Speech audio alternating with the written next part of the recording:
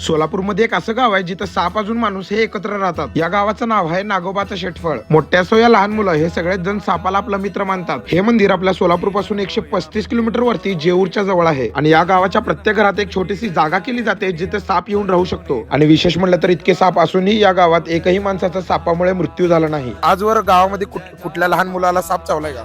नाही, आजपर्यंत एका सुद्धा मुलाला चावला नाही. चावला. मुले त्याच्यात मध्ये असतात, खेळतात त्याच्यासोबत हे. म्हणजे नागासोबत मुलं खेळतात. हो.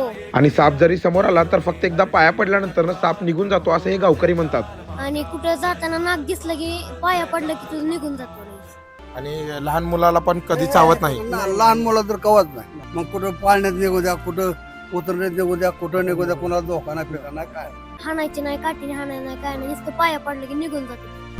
तर मित्रांनो, मोठे माणसं तर नाक पकडतातच, तर गावातील या सगळ्या लहान मुलांना सुद्धा नाक पकडायला येतो. खरोखरच आपल्या सोलापूरमध्ये इतकं सुंदर गाव आहे की जिथं अक्षरशः नागाला हे आपला परिवार, आपला मित्र, आपला घरचा कुटुंब असल्याने हे वागवतात.